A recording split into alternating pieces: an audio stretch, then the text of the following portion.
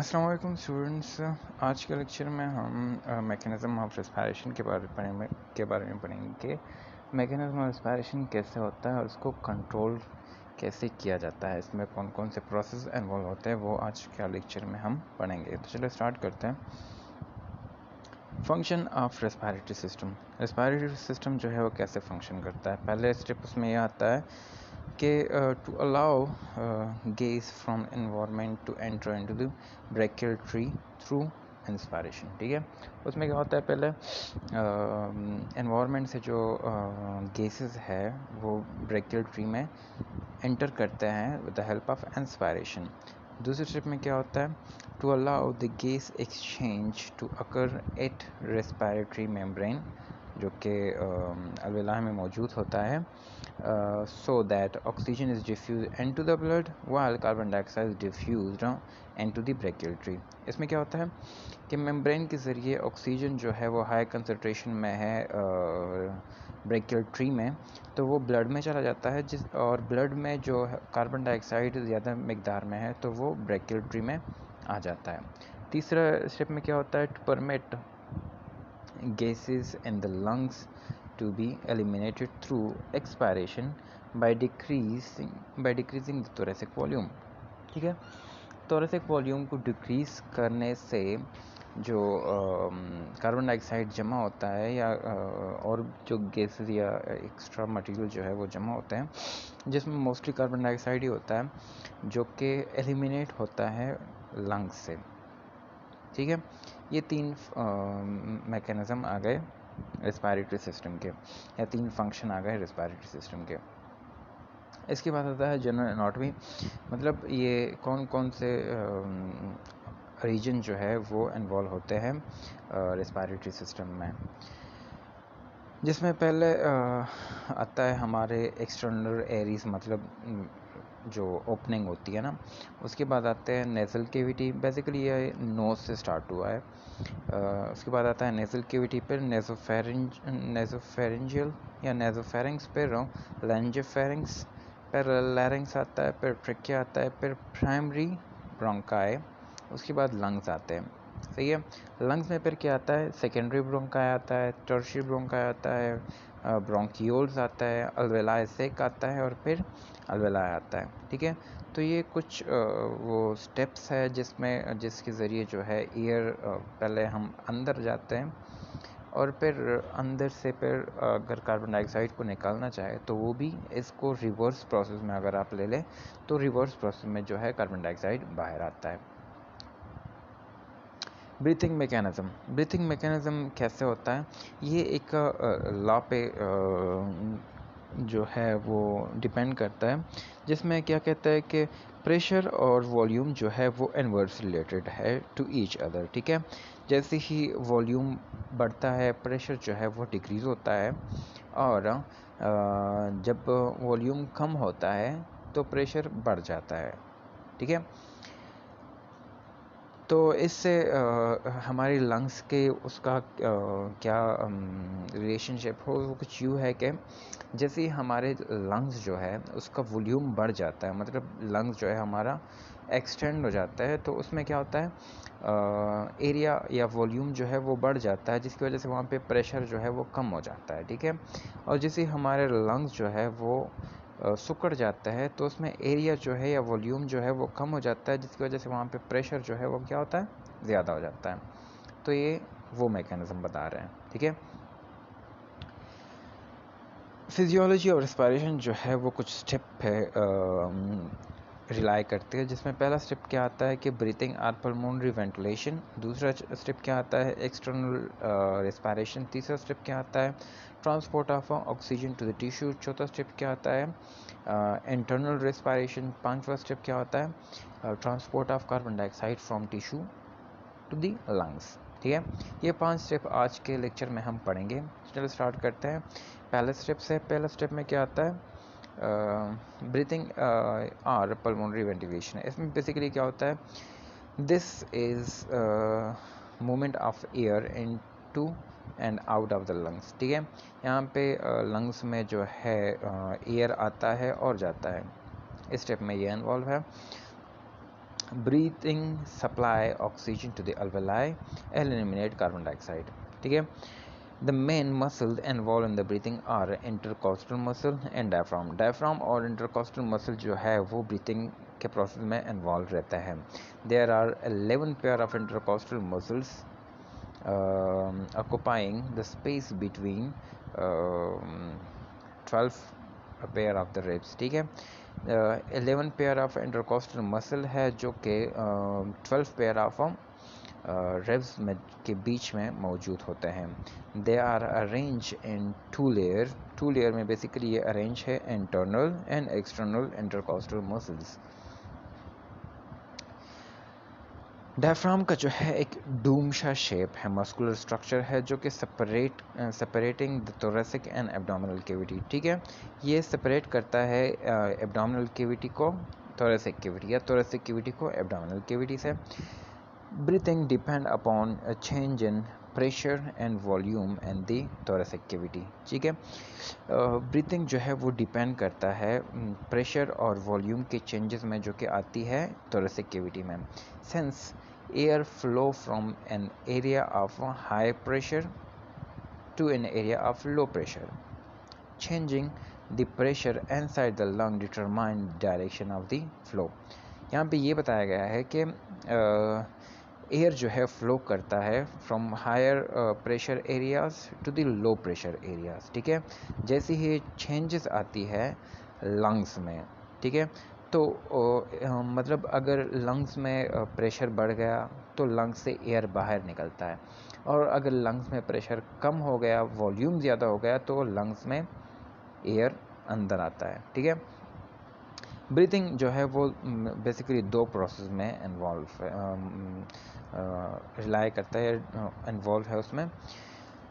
इसमें पहला आता है इंस्पायरेशन. इंस्पायरेशन बेसिकली क्या है? एयर का अंदर आना हमारे लंग्स में. When volume of thoracic cavity is increased and the air pressure is decreased. ठीक है. thoracic cavity की वॉल्यूम जब ज़्यादा हो जाए और वहाँ पे एयर प्रेशर जो है वो कम हो जाए, simultaneously contraction of the external intercostal muscle and diaphragm expand the thorax. ठीक है. जैसे ही हमारे एक्सटर्नल इंटरकोस्टल मसल्स और एब्डोमेन के मसल जो है वो कंट्रैक्ट हो जाए, जिसकी वजह से थॉरैक्स जो है वो एक्सपेंड हो जाता है, उसकी साइज़ बढ़ जाती है. As the diaphragm and external intercostal muscle contract, lung volume increase. ठीक है. ये इन दोनों की मसल की कंट्रैक्शन की वजह से लंग वॉल्यूम जो है हमारा बढ़ जाता है. उसमें फिर जो इवेंट्स जो इन्वॉल्व होते हैं, इसमें पहला क्या आता है? For the first of all, external intercostal muscle contract and internal intercostal muscle is relax. Opposite है दोनों. इंटरनल इंटरकोस्टल मसल वो रिलैक्स हो जाता है और एक्सटर्नल इंटरकोस्टल मसल जो है वो कंट्रैक्ट हो जाता है, जिसकी वजह से इंटरनल इंटरकोस्टल मसल पुल करता है रिब्स को अपवर्ड, जिसकी रिजल्ट में जो है थोरेसिक कैविटी की साइज़ जो है वो इंक्रीज़ हो जाती है, और उसके साथ साथ डायफ्राम जो है वो नीचे चला जाता है, जिसकी वजह से थोरेसिक कैविटी की साइज़ और भी इंक्रीज़ हो जाती है. तो लंग्स जो है वो एक्सपेंड हो जाते हैं खुद बहुत सिमल्टेनियसली. लंग्स एक्सटेंड हो गए तो उसमें जो है वॉल्यूम ज़्यादा हो गया, प्रेशर कम हो गया. ठीक है. तो उसके रिज़ल्ट में क्या होता है? एक्सटर्नल प्रेशर जो है वो ज़्यादा हो जाता है, जिसकी वजह से हमारे जिस्म के अंदर एयर आ जाता है इक्वलाइजेशन के लिए. ठीक है. जैसे हमने पहले पढ़ा, प्रेशर ऑफ एयर जो है ग्रेटर एरिया से लोअर एरिया की तरफ जाता है, तो हमारे लंग्स जो है वो एक्सटेंड हो गए, उसमें वॉल्यूम कम हो गया, वॉल्यूम ज़्यादा हो गया, और प्रेशर जो है वो कम हो गया, तो हमारे एक्सटर्नल एनवायरनमेंट से इंटरनल एनवायरनमेंट की तरफ एयर चला जाता है, जिसकी वजह से हमारे अंदर एयर आ जाता है. तो उस प्रोसेस को कहता है इंस्पायरेशन. ठीक है. एक्सपायरेशन में बेसिकली ये सारा प्रोसेस जो है रिवर्स में जाता है. ठीक है. It take place when the size of the thoracic cavity is reduce and the air pressure is increased. ठीक है. यहाँ पे क्या होता है? thoracic cavity की जो साइज़ जो है वो कम हो जाती है और एयर प्रेशर वहाँ पे जो है वो ज़्यादा हो जाता है, क्योंकि वॉल्यूम जो है वो कम हो गया। इसमें जो इवेंट्स इन्वॉल्व होती है वो कुछ यूँ है कि इंटरनल इंटरकॉस्टल मसल जो है यहाँ पे कंट्रैक्ट हो जाती है और एक्सटर्नल इंटरकॉस्टल मसल जो है वो रिलैक्स हो जाती है, जिसकी वजह से रिब्स जो है वो सिकुड़ जाते हैं, वो इंटरनल की तरफ आ जाता है और थोरेसिक कैविटी को जो है वो उसकी साइज़ को जो है वो डिक्रीज़ कर लेते हैं। उसके साथ साथ डायफ्राम जो है वो भी अपवर्ड पुश हो जाता है, रिलैक्स हो जाता है और अपवर्डली आ जाता है, जिसकी वजह से वो और भी थोड़ा सा कैविटी के साइज़ को डिक्रीज़ कर लेता है और हमारे अंदर जो एयर प्रेशर जो है वो इंक्रीज़ हो जाता है, जिसकी वजह से हमारे जिस्म से एयर जो है वो बाहर निकलना स्टार्ट हो जाता है, जिसको एक्सपायरेशन हम फिर कह देते हैं। Internal external respiration. External respiration में बेसिकली क्या होता है, हमारे अल्वेलाई और हमारे ब्लड के कैपिलरीज के दरमियान की ट्रांसपोर्ट को एक्सटर्नल रेस्पायरेशन कहते हैं। इसमें बेसिकली क्या होता है कि ऑक्सीजन जो है वो हमारे लंग्स या अल्वेलाई में ज़्यादा उसकी मकदार जो है वो अल्वेलाई में ज़्यादा होता है और कार्बन डाइऑक्साइड की मकदार जो है वो वेनस ब्लड में ज़्यादा होता है। ठीक है, यहाँ पे क्या होता है कि कार्बन डाइऑक्साइड जो है वो आता है वेनस ब्लड से कैपिलरीज में, कैपिलरीज में, हाँ कैपिलरीज में आता है, कैपिलरीज से फिर अल्वेलाई में आता है। ठीक है, और अल्वेलाई में जो है ऑक्सीजन की मकदार ज़्यादा है, वो क्या होता है, वो शिफ्ट आउट होता है from alveoli to the venous blood. ठीक है, और इस प्रोसेस को जो है वो एक्सटर्नल एक्सपायरेशन क्यों कहता है, क्योंकि ये ब्लड में इन्वॉल्व नहीं है या टिश्यूज़ में टिश्यू के अंदर इन्वॉल्व नहीं है, इसलिए इसको हम एक्सटर्नल एक्सपायरेशन कहते हैं। ट्रांसपोर्ट ऑफ ऑक्सीजन कहाँ कैसे होता है यहाँ पे, ठीक है, मतलब हमारे वेनस ब्लड में जो है जो सप्लाई हुआ है फ्रॉम हार्ट पल्मोनरी आर्टरी के ज़रिए, उसको वेनस ब्लड भी हम वेनस ब्लड ही कहते हैं, जो फिर वापस हार्ट में जाता है ऑक्सीजनेट होके। तो क्या होता है यहाँ पे, जो ऑक्सीजनेटेड ब्लड हो गया, मतलब लंग से जो ब्लड चला गया ऑक्सीजनेटेड हो गया, तो वो ट्रांसपोर्ट कैसे होता है, उसमें बेसिकली दो फॉर्म में ट्रांसपोर्ट होता है ऑक्सीजन। पहले जो है वो ऑक्सी हीमोग्लोबिन है और दूसरा जो है प्लाज्मा की सूरत में हमारे पास ट्रांसपोर्ट होता है।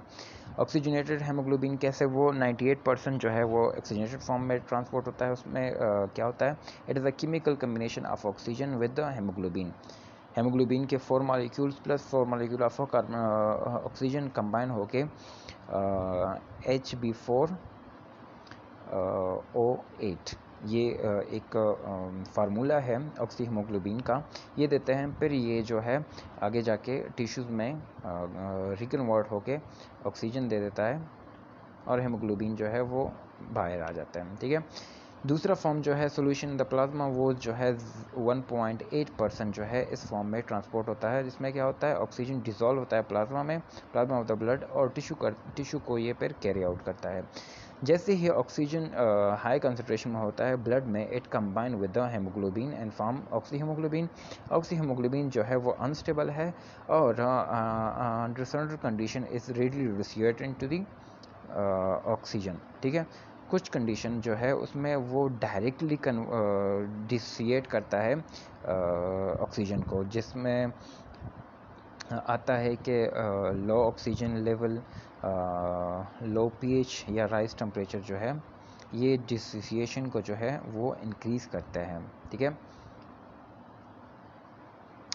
इंटरनल रेस्पायरेशन में क्या आता है कि टिश्यूज़ में जो ट्रांसपोर्ट ऑफ ऑक्सीजन होता है, इसको इंटरनल रेस्पायरेशन हम कहते हैं।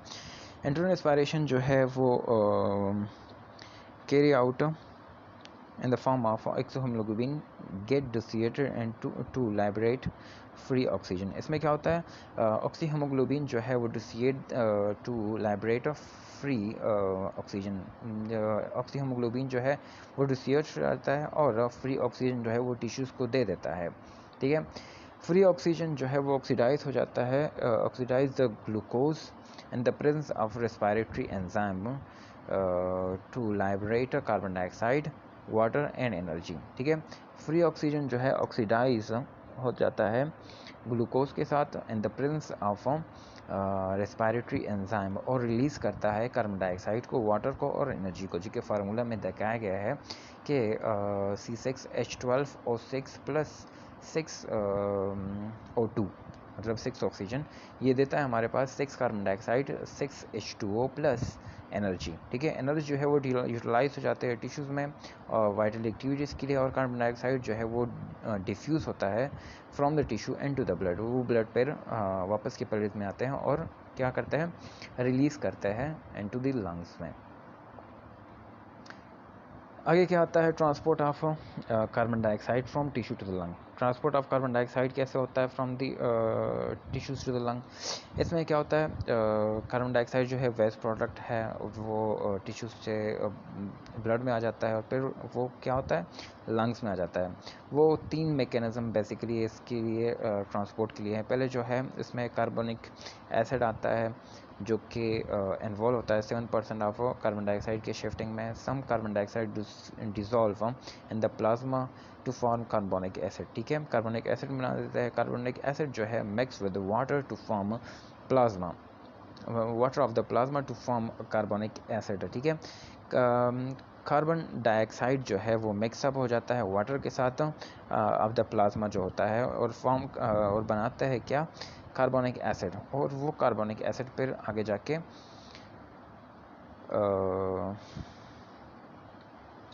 वो कार्बोनिक एसिड फिर प्लाज्मा के थ्रू हमारे कैपिलरीज तक आ जाता है, और कैपिलरीज से फिर अल्वेलाई में वगैरह में फिर शिफ्ट आउट हो जाते हैं। दूसरे प्रोसेस में क्या है कि बाइकार्बोनेट फॉर्म में जो कि 70% कार्बन डाइऑक्साइड को शिफ्ट आउट करता है from the tissues to the lungs. Carbonic acid formed in the plasma quickly ionized to form bicarbonate and hydrogen ion in the presence of enzyme carbonic anhydrase। ठीक है, carbonic acid जो plasma में बना है वो quickly ionise हो जाता है बाइकार्बोनेट में और हाइड्रोजन में इन the presence of carbonic anhydrase enzyme. ठीक है, बाइकार्बोनेट आयन जो है कंबाइन होता है with sodium and potassium present in the blood to form sodium bicarbonate or potassium bicarbonate and transport in this form, और इस फॉर्म में फिर ये ट्रांसपोर्ट भी हो जाता है। तीसरे प्रोसेस में क्या होता है कि कार्ब अमीनो हीमोग्लोबिन, ये थर्ड फॉर्म है जो कि इस फॉर्म में कार्बन डाइऑक्साइड वो शिफ्ट आउट होता है from the tissues to the lungs. वो ये इसमें 23% जो है कार्बन डाइऑक्साइड शिफ्ट आउट होता है। Some carbon dioxide combine with the haemoglobin, ठीक है, to form carbamino haemoglobin and RBCs मतलब रेड ब्लड सेल्स में। कार्बन डाइऑक्साइड ये इसका फार्मूला दिखाया गया है। Finally carbon dioxide is carried out to lungs and expel out of the body with the help of expiration through the process of breathing. ठीक है, ये 3 फॉर्म हो गए, इसके ज़रिए हमारा कार्बन डाइऑक्साइड जो है टिश्यूज से आता है लंग्स में, और लंग्स में जो है फिर शिफ्ट आउट हो जाता है through with the help of breathing. Control of breathing. Breathing को कौन कौन से मैकेनिज्म जो है वो कंट्रोल करते हैं, उसमें पहला आता है कि 4 मेजर फैक्टर जो है वो कंट्रोल करते हैं ब्रीथिंग को। उसमें पहला आता है stretch of the lungs and thoracic valves. दूसरा आता है लेवल ऑफ ऑक्सीजन, मतलब ऑक्सीजन के लेवल ज़्यादा है तो हमें हमारे ब्रीथिंग प्रोसेस जो है वो कम रहता है। कार्बन डाइऑक्साइड का लेवल जो है वो कैसे कंट्रोल करता है, जैसे ही वो लेवल ज़्यादा हो जाता है हमारी ब्रीथिंग जो है वो ज़्यादा हो जाती है, क्योंकि हमें ऑक्सीजन की डिमांड पर बढ़ जाती है।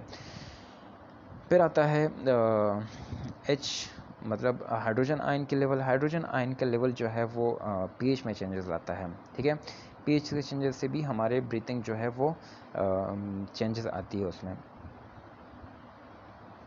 दूसरा मैकेनिज्म क्या है, जैसे क्या होता है ब्रीथिंग कंट्रोल होती है, उसमें पहले ये आता है कि नॉर्मल ब्रीथिंग जो है एक्सहिबिट होता है, मतलब इनहिबिट होता है by stretching from lungs and thoracic wall. ठीक है, लंग्स और थोरेसिक वॉल की स्ट्रेचिंग से जो है नॉर्मल ब्रीथिंग जो है वो इनहिबिट रहती है। ऑक्सीजन लेवल के ज़्यादा होने से नॉर्मल ब्रीथिंग जो है वो इनहिबिट रहती है। डिक्रीज़ इन कार्बन डाइऑक्साइड मतलब कार्बन डाइऑक्साइड के लेवल के कम होने से नॉर्मल ब्रीथिंग जो है वो इनहिबिट रहती है, या फिर हाइड्रोजन लेवल के कम होने से भी नॉर्मल ब्रीथिंग जो है वो इनहिबिट रहती है। दूसरा फिर नॉर्मल ब्रीथिंग स्टिमुलेट कैसे होती है, वो इस सब प्रोसेस का रिवर्स अगर आप जाए, जैसे लंग्स और थोरेसिक वॉल की रिलैक्सेशन से, कार्बन डाइऑक्साइड के इंक्रीज से, ऑक्सीजन के डिक्रीज से और हाइड्रोजन आयन के इंक्रीज से जो है क्या होता है, नॉर्मल ब्रीथिंग जो है वो स्टिमुलेट होती है, मतलब बढ़ जाती है। केमिकल एंड इमोशनल स्टेट्स में भी आपकी ब्रीथिंग जो है इफ़ेक्ट हो जाती है। जैसे आप डर जाते हैं या फिर आप दौड़ना स्टार्ट कर रहे हैं, तो उसमें क्या होता है, आपका ब्रीथिंग लेवल जो है वो बढ़ जाता है, या फिर आप नॉर्मल से स्लीपिंग स्टेट में आ जाता है, या फिर ऐसे स्टेट में पैरासिम्पैथेटिक स्टेट में आ गए, तो उसमें क्या होता है, आपकी ब्रीथिंग लेवल जो है वो डाउन हो जाती है। Low blood partial pressure of carbon partial pressure of oxygen, मतलब ऑक्सीजन की लेवल जो है वो ब्लड में लो हो गई, तो उससे क्या होता है, increase alveolar ventilation.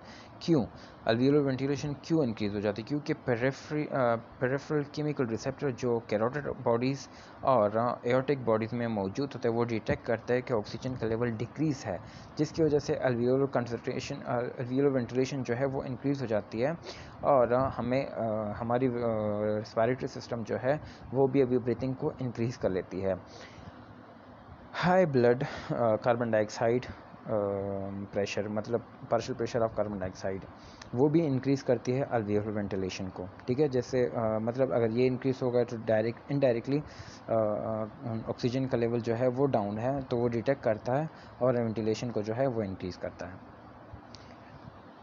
Normal breathing in arrhythmic rhythm, ventilatory action regulated by the respiratory center and the pons and medulla oblongata of the brain steam. ठीक है, नॉर्मल ब्रीथिंग रिदम और वॉलेंट्री, ये एक वॉलेंट्री एक्शन है जो उसको regulate करता है रेस्पिरेटरी सेंटर जो कि मौजूद होता है पोन्स और मेडुला ऑब्लोंगेटा में, और ये पोन्स और मेडुला ऑब्लोंगेटा ब्रेन स्टीम में, मतलब ब्रेन में मौजूद है,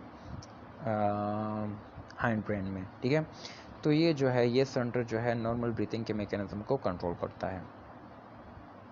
स्टूडेंट से इस टॉपिक में अगर कोई मसला हो, कहीं पे कंफ्यूजन हो, तो काइंडली आप मुझसे पूछ सकते हैं।